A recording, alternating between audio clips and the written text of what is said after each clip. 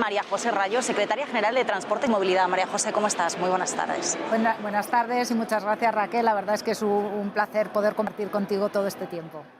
Bueno, para el año 2040 la movilidad sostenible, según algunos cálculos que estamos viendo, va a suponer ya más de 300.000 millones de euros de facturación, podría crear hasta 1,4 millones de empleos, se calcula que podría suponer un 5% del PIB anual español. ¿De qué manera la acción del Gobierno, los planes del Gobierno están caminando a conseguir esa transformación? ¿Cuáles son las propuestas de valor? Desde el Ministerio de Transportes, Movilidad y Agenda Urbana teníamos claro que teníamos que alinear los objetivos del Ministerio, que lleva 40 años siendo un ministerio que ha centrado su actividad en la creación de obra pública, de infraestructuras, y que la parte de construcción de infraestructuras seguirá siendo muy importante. Pero había que hacer virar las prioridades y alinear nuestra actividad con esos objetivos, que por una parte es la descarbonización, por otra parte es la digitalización, e incrementar toda la componente social. Y para ello, y el cambio del nombre del Ministerio, del tradicional Ministerio de Fomento a Ministerio de Transportes, Movilidad y Agenda Urbana, ya es un primer signo de visibilizar esa voluntad de reorientación de las prioridades. Y para ello, para desarrollar este cambio, hemos diseñado 3 instrumentos de política sectorial. El primero es una estrategia y es nuestra visión, es la hoja de ruta, es a dónde nos queremos dirigir. Es la estrategia de movilidad segura, sostenible y conectada 2030. Ahí recogemos más de 150 medidas que vamos a ir desarrollando, ya estamos en ello y seguiremos desarrollando, para reorientar y alcanzar esa movilidad que tiene que ser descarbonizada, que tiene que ser verde, limpia, asequible, porque es esencial incluir esa parte social. El segundo instrumento es la norma.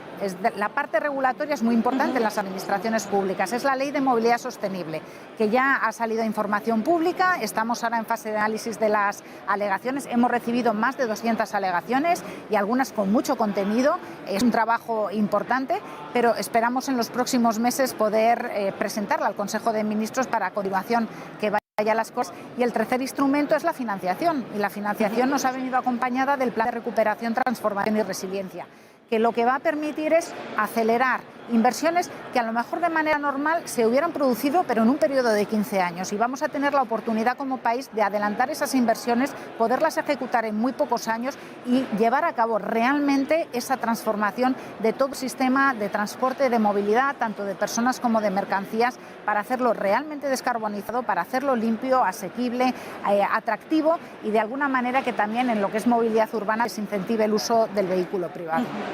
Fundamental esos fondos europeos y esos planes, ¿no?, de recuperación que están enfocados con determinados ejes, con determinadas metas y objetivos.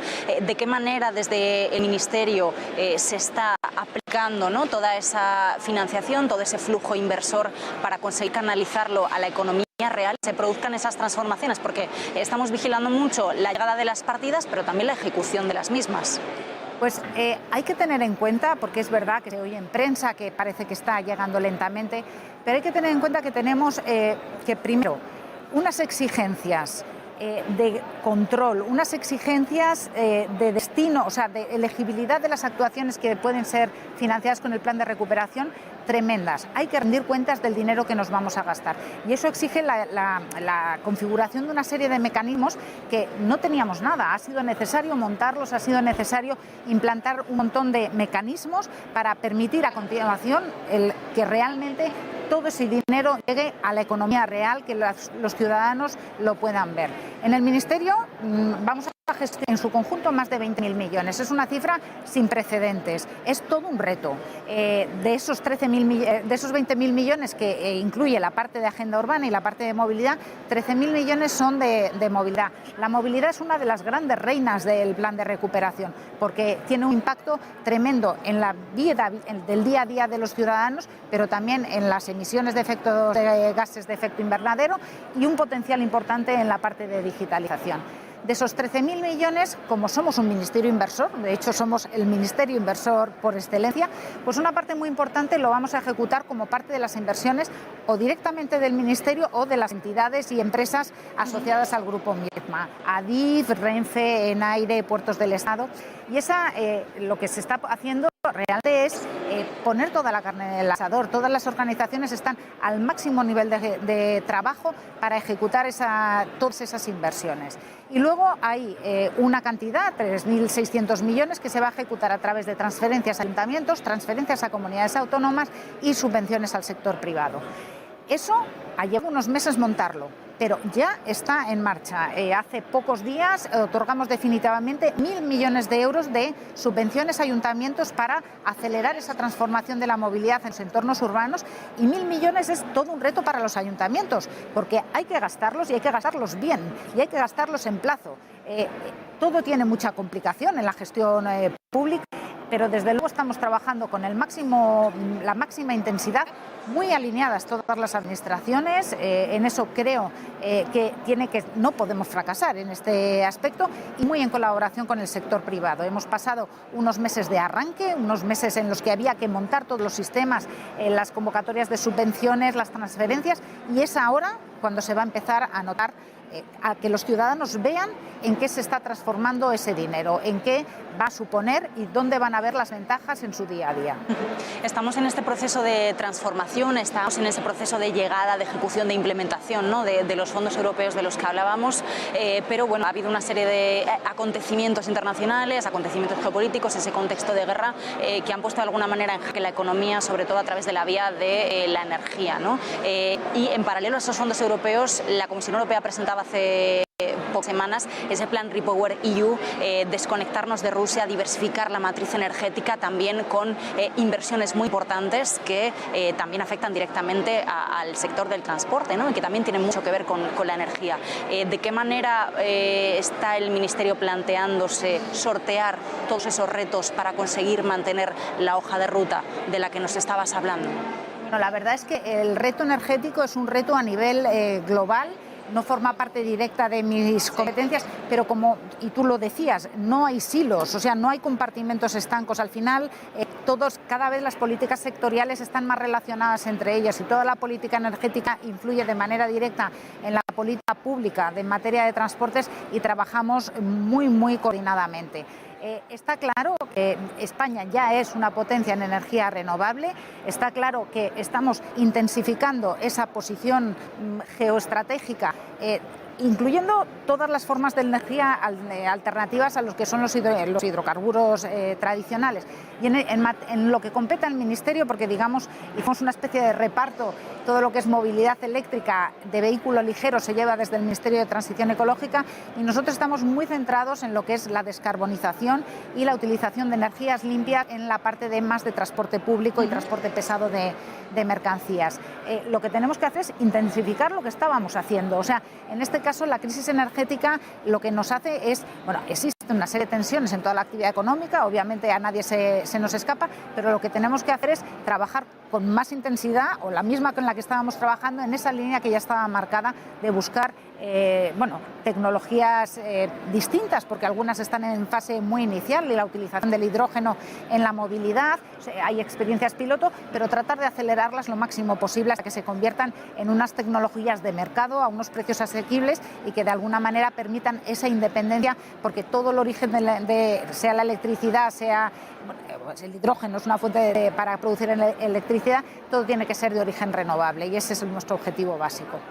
Enfocado, por tanto, en ese transporte público, en ese transporte de mercancías, ¿cómo está siendo en la coordinación, ¿no?, en la senda, en este camino, con todos los actores del entorno, con todos los actores del ecosistema, para ir consiguiendo esos objetivos? Bueno, pues estamos trabajando. La verdad es que ese es un principio que tenemos claro, y lo hemos tenido desde el principio.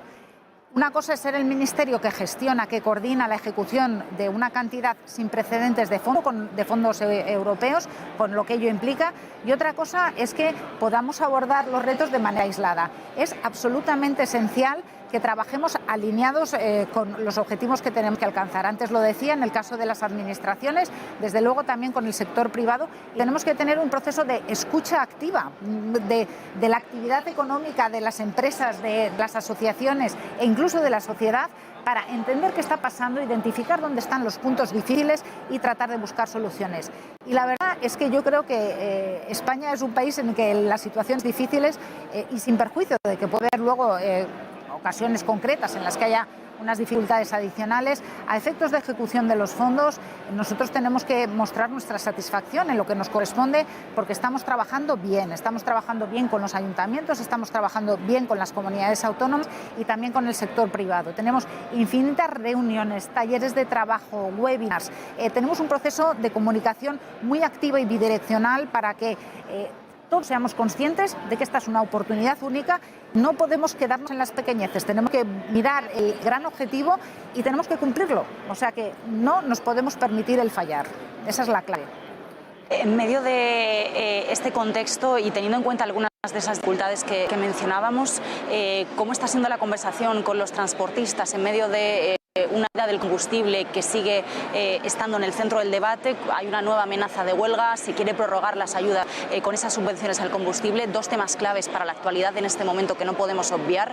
¿Cómo está siendo la conversación? ¿Hacia dónde vamos a ir con esa posibilidad de una nueva huelga de transportistas, la posibilidad de prorrogar esas subvenciones al combustible?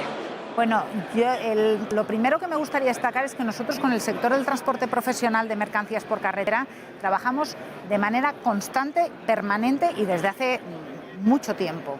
De hecho, en el mes de diciembre llegamos a un acuerdo con el sector y uno de los acuerdos que se tomó fue el hacer una normativa que estableciera una revisión obligatoria del precio del contrato de transporte por el precio del combustible. Es decir, si el combustible subía, el precio del transporte debía subir, y si el combustible bajaba, el precio del transporte bajaba. Pero lo que no podía ser es que en un momento de una escalada en el precio del diésel o del gasoil concretamente, el transportista no tuviera capacidad de reflejar en precio esa subida. El transportista, tenemos un sector del transporte muy atomizado en España, y eso muchas veces implica una posición de debilidad respecto a su cliente.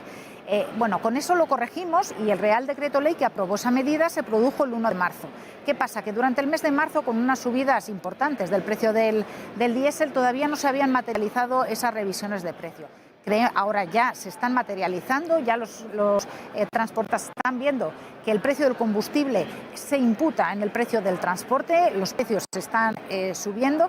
Y asumimos en los acuerdos que alcanzamos con el Comité Nacional de Transporte por Carretera el día 24 de marzo una serie de compromisos y estamos trabajando en ellos.